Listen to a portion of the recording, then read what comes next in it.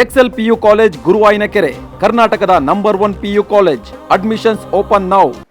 ರಾಜ್ಯ ಸರ್ಕಾರದ ಮಹತ್ವಾಕಾಂಕ್ಷಿ ಯೋಜನೆಯಾದ ಬಿಡದಿ ಟೌನ್ಶಿಪ್ಗೆ ವ್ಯಾಪಕ ಪರ ವಿರೋಧ ವ್ಯಕ್ತವಾಗ್ತಾ ಇದೆ. ಈ ನಡುವೆಯೂ ಸರ್ಕಾರ ಮಾತ್ರ ಯೋಜನೆಗೆ ಅಂತಿಮ ಅಧಿಸೂಚನೆ ಹೊರಡಿಸಿದ್ದಲ್ಲದೆ ಭೂಸ್ವಾಧೀನಕ್ಕೂ ಆದೇಶ ನೀಡಿದೆ. ಇದು ರೈತರ ಆಕ್ರೋಶಕ್ಕೆ ಕಾರಣವಾಗಿದ್ದು ಬೃಹತ್ ಹೋರಾಟಕ್ಕೆ ರೈತರು ಸಜ್ಜಾಗಿದ್ದಾರೆ. ಈ ಎಲ್ಲದರ ನಡುವೆಯೂ ಭೂಸ್ವಾಧೀನ ಪ್ರಕ್ರಿಯೆ ಶುರುವಾಗಿದೆ.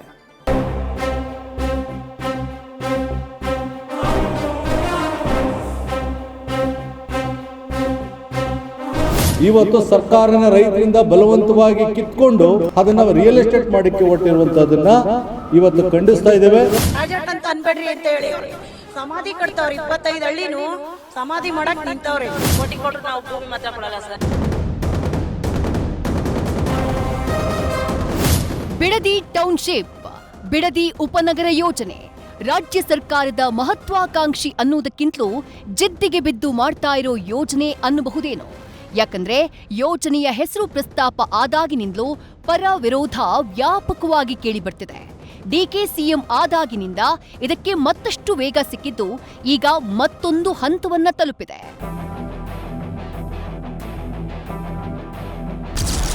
ರೈತರ ವಿರೋಧದ ಮಧ್ಯೆಯೂ ಬಿಡದಿ ಟೌನ್ಶಿಪ್ಗೆ ಅಧಿಸೂಚನೆ. ಬಿಡದಿ ಉಪನಗರ ಯೋಜನೆಯ ಬಡಿದಾಟ ನೆಕ್ಸ್ಟ್ ಲೆವೆಲ್ಗೆ ಹೋಗಿದೆ.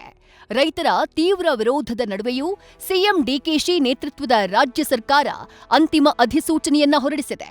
ಯೋಜನಾ ವ್ಯಾಪ್ತಿಯ 9 ಕಂದಾಯ ಗ್ರಾಮಗಳ 7,418 ಎಕರೆ ಭೂಸ್ವಾಧೀನದ ಪೈಕಿ ಪ್ರಾರಂಭಿಕ ಹಂತವಾಗಿ 3 ಗ್ರಾಮಗಳ 518 ಎಕರೆ ಭೂಸ್ವಾಧೀನಕ್ಕೆ ಅಂತಿಮ ಅಧಿಸೂಚನೆಯನ್ನ ಪ್ರಕಟಿಸಿದೆ.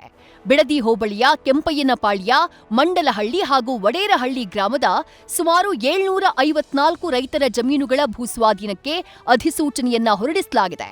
ಅಲ್ಲದೆ ರೈತರು ಸೂಕ್ತ ದಾಖಲೆಯನ್ನ ಸಲ್ಲಿಸಿ ಪರಿಹಾರವನ್ನ ಪಡೆಯೋಕೆ ಸೂಚಿಸಿದ್ದು, ಪ್ರತಿ ಎಕರೆಗೆ ಕನಿಷ್ಠ 2,07 ಲಕ್ಷ ರೂಪಾಯಿ ದರವನ್ನ ನಿಗದಿಪಡಿಸಲಾಗಿದೆ.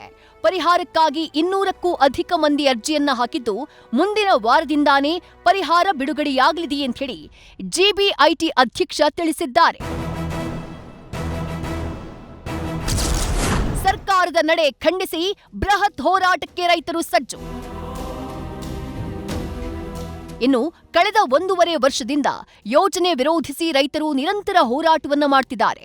ಆದರೂ ಬಿಡದಿ ಟೌನ್ಶಿಪ್ಗೆ ಅಂತಿಮ ಅಧಿಸೂಚನೆಯನ್ನ ಹೊರಡಿಸಿದ್ದು ರೈತರು ರೊಚ್ಚಿಗೆದ್ದಿದ್ದಾರೆ. ಸರ್ಕಾರದ ನಡೆಯನ್ನ ಖಂಡಿಸಿ ಬೃಹತ್ ಹೋರಾಟಕ್ಕೆ ಸಜ್ಜಾಗಿದ್ದಾರೆ. ಕರ್ನಾಟಕ ರಾಜ್ಯ ರೈತ ಸಂಘ ಬೈರಮಂಗಲ ಚಲೋಗೆ ಕರೆಯನ್ನ ಕೊಟ್ಟಿದೆ. ಬಿಡದಿಯ ಬಿಜಿಎಸ್ ವೃತ್ತದಿಂದ ಬೈರಮಂಗಲ ಗ್ರಾಮದವರೆಗೂ ಬೈಕ್ ರ್ಯಾಲಿ ನಡೆಸಲಿದ್ದಾರೆ. ಯಾವುದೇ ಕಾರಣಕ್ಕೂ ಯೋಜನೆಗೆ ಭೂಮಿಯನ್ನ ಕೊಡದಂತೆ ನಿರ್ಣಯವನ್ನ ಮಾಡಿದ್ದಾರೆ. ಇನ್ನು ಬಿಡದಿ ಟೌನ್ಶಿಪ್ ವಿರುದ್ಧ ರೈತರ ಹೋರಾಟಕ್ಕೆ ವಿಪಕ್ಷಗಳು ಕೂಡ ಬೆಂಬಲ ಸೂಚಿಸಿವೆ. ಕೇಂದ್ರ ಸಚಿವ ಎಚ್.ಡಿ. ಕುಮಾರಸ್ವಾಮಿ, ವಿಪಕ್ಷ ನಾಯಕ ಆರ್ ಅಶೋಕ್ ಸೇರಿದಂತೆ ಮೈತ್ರಿ ಪಡೆ ಸಾಥ್ ನೀಡಿದೆ. ನಾವು ಸುಮಾರು 2 ರಿಂದ 3 ಸಾವಿರ ಜನ ರೈತರನ್ನ ವಿವಿಧ ಬೇರೆ ಬೇರೆ ಜಿಲ್ಲೆಯಿಂದ ಬೈರಮಂಗಲ ಬಿಡದಿ ಭಾಗದ ಜನರಿಗೆ ಶಕ್ತಿಯನ್ನು ಕೊಡಬೇಕು ಅಂತಂತೇಳಿ ಈ ಸರ್ಕಾರಗಳ ಅವೈಜ್ಞಾನಿಕ ಧೋರಣೆಯನ್ನು ಖಂಡಿಸಿ ನಾವು ಪ್ರತಿಭಟನೆ ಮಾಡಲಿಕ್ಕೆ ಸಿದ್ಧತೆಯನ್ನು ಕೂಡ ಇವತ್ತೆಲ್ಲ ಮಾಡ್ತಿದ್ದೇವೆ.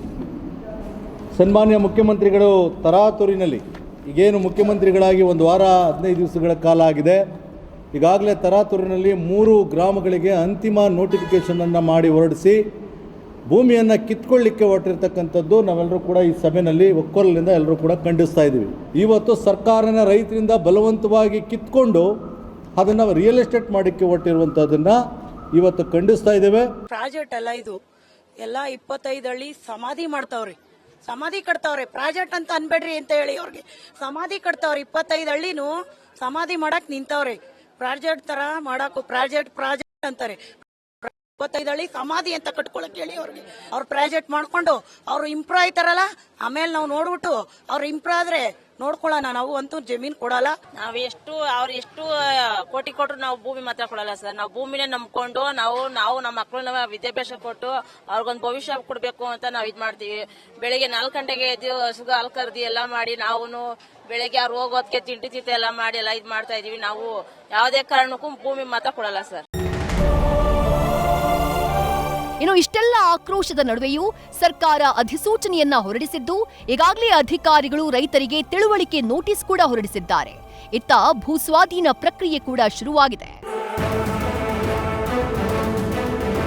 ಒಟ್ಟಾರೆ ಬಿಡದಿ ಟೌನ್ಶಿಪ್ ಯೋಜನೆಗೆ ವ್ಯಾಪಕ ವಿರೋಧ ವ್ಯಕ್ತವಾಗಿದೆ.